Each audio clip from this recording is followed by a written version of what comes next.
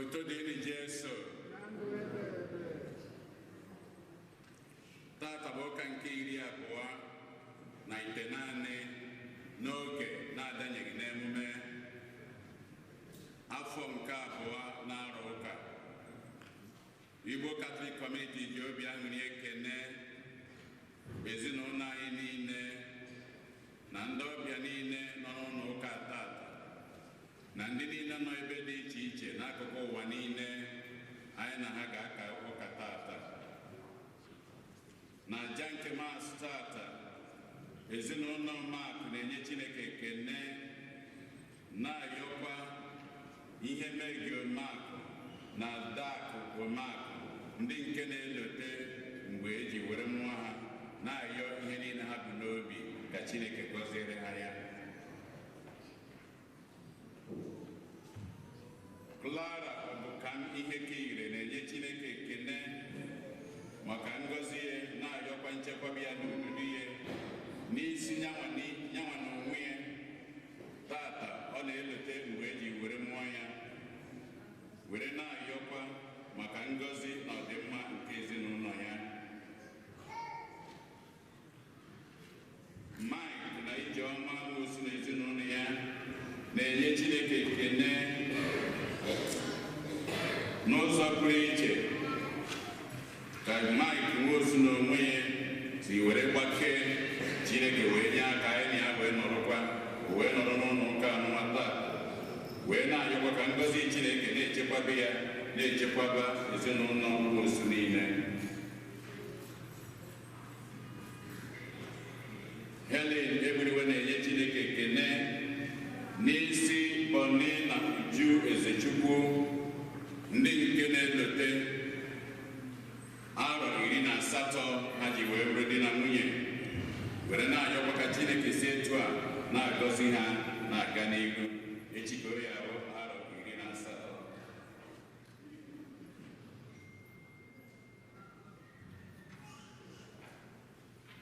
Ndị Igwe Lennox na Ngozi Anụnwa na-ayọ maka ụmụaka niile n'ụwa niile na-ayọkwa maka ụmụ nke ha nwa ka Chineke na-agbaziri ha na-agọziri ha wee na-ayọkwa maka mkpụrụ obi nwa ha nwanyị nke iru Cynthia Anụnwa Ọrakpọ.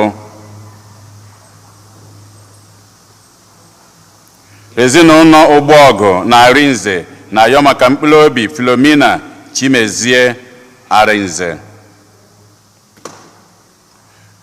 Chris na Angie Chude na ezinụlọ ya na-ayọ maka mkpụrụ obi nwa ha nwoke Valentine Izichukwu Chuke.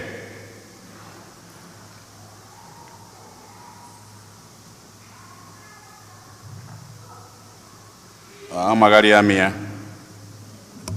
Chris na Angie Chude na ezinụlọ ya na-ayọ maka mkpụrụ obi Valentine Izichukwu Chuke. Osi na Edith Chuke na ezinụlọ ya na-ayọ maka mkpụrụ obi nwa ha nwoke Valentine Izichukwu Chuke. Ofu ọnwa ọ rapụrụ ụwa nke a bụ tata ha wee na-ayọkwa sị ka Chineke ihe ọbụla eji wee nabata ya n'ala eze ka a nabata ya. Ezinụlọ duru ihe sie na ihe a na-achọ na-ayọ maka mkpụrụ obi Hilary Agoim ihe a na-achọ na Edwin Ogechukwu ihe a na-achọ. Regina Ego Oraguzie na-ayọ maka mkpụrụ obi nwanne ya nwoke Anayo Egboka. Ka mkpụrụ obi ndị a niile nwụrụ anwụ anyị kpọpụtalụ ka mkpụrụ obi ndị niile kwenụ gara aga.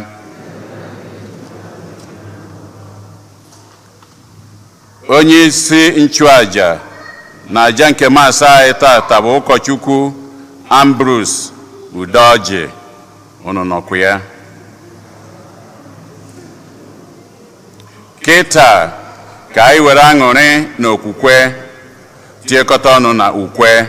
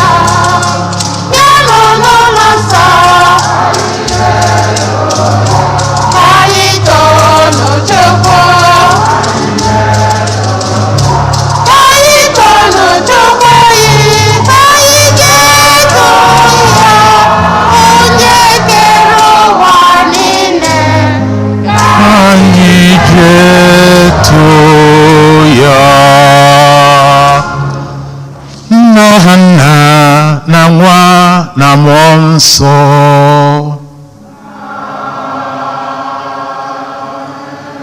Ka ngọzi nke Onyenwe anyị Jesu Kristi na ịhụnanya nke Chukwu Nna na ịdịkọ n'otu nke mmụọ nsọ na-enye dịrị unu niile.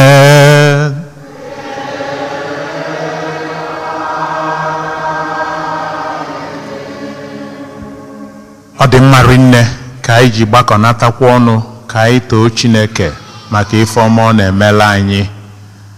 Onye na-echela anya ka ife si dị n'ụbọchị tata n'ụwa niile ofochi, ife mbụ ọ kwesịrị ime bụ gịnị?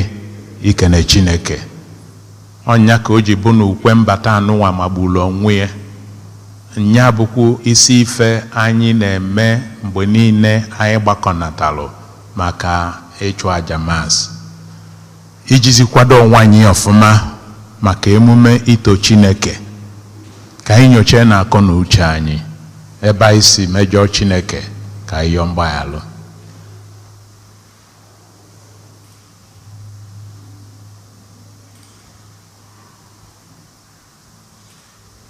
Ekwupụta m gwa Chineke ji ike niile na unu ụmụnna m na-emehiera m nke ukwuu site n'echiche na okwu na omume na site n'ịrapụ ezi omume kwesịrị na m ga-eme site na mmehie m, site na mmehie m, site na mmehie m nke kasị ukwuu. Nye aka m ji ayọ Maria dị ngọzi, Virgin ọbụ na ndị mmụọ ọma na ndị nsọ niile ka unu na mụ ka unu yọbalụ m ọsọ bụrụ ụwa Chukwu anyị ayịyọ. Ka Chineke ji ike niile mere anyị ebere, gbaghara anyị njọ anyị, duru anyị na ndụ ebebe.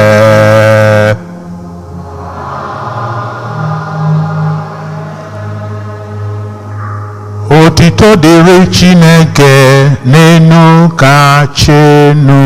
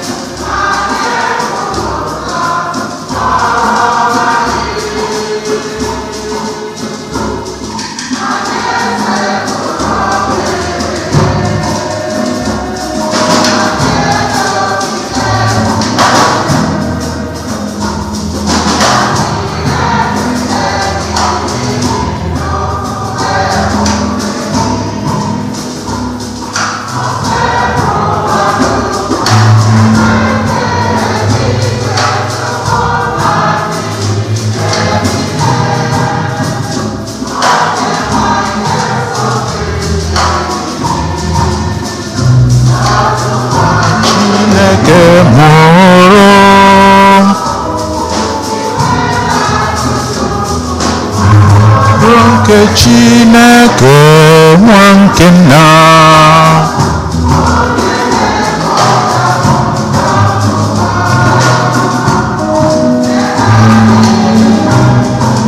ebere kpochapụ njọ nkụwa arịrịọ anyị onye nọ n'aka nri nna mere anyị ebere, mere anyị ebere. sọgide asọ ogivo dị nwenu ogiwo Jesu Kristi ajadi enu mmụọ nsọ na-ebube Chukwu nna. Amen. Ka anyị yọọ ayịyọ.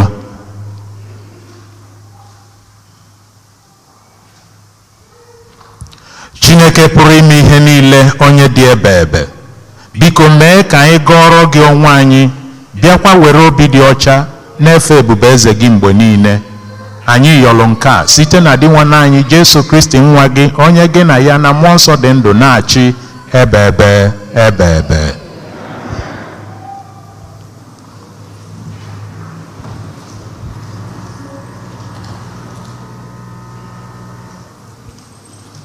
Ọ bụkwa ka anyị lotela onwe anyị ịtọ ntị n'anị na ife ọgụgụ niile ejekọ egwuola anyị, maka na dịka unu si malụ n'oge okwu Chukwu anyị ya agbado ụkwụ na ife ọgụgụ niile a wee chọpụta ife Chineke na-agwa anyị, okwu o ji azụ anyị nri n'ụbọchị tata.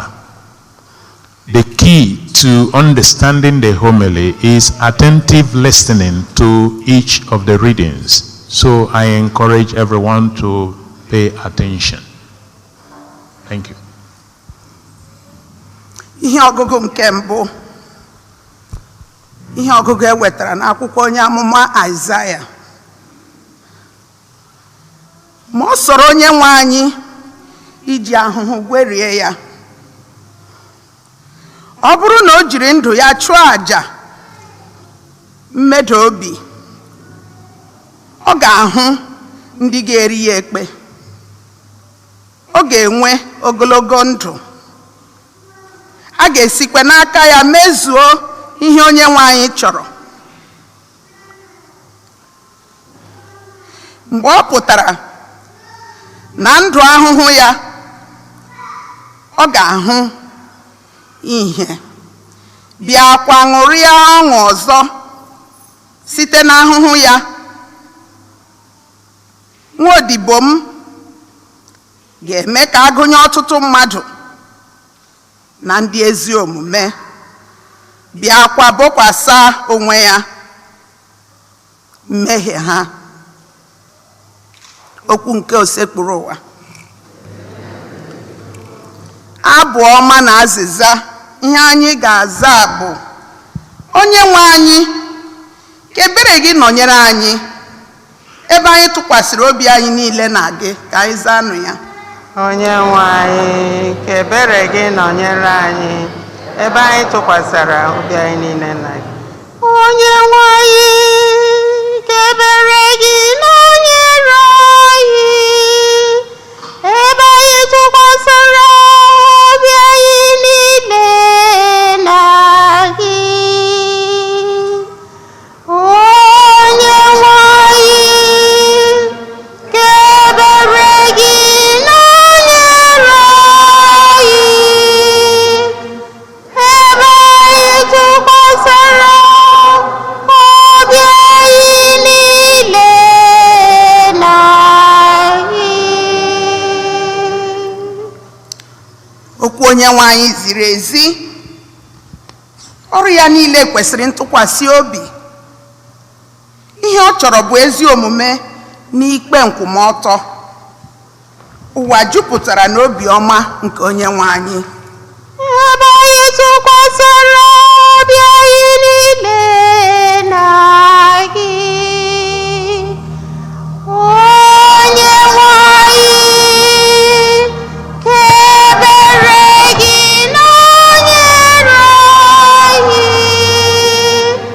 ebe anyị tụkwasịrị obi anyị niile na gị. Ị hụla anya onye nwe anyị wụkwasịrị na ndị na-atụrụ ya egwu, na ndị tụkwasịrị obi amara ya, ka ọ zọpụta ha na njọ bịakwa na-echekwaba ha n'ụkọ nri. ebe anyị tụkwasịrị obi anyị niile na gị.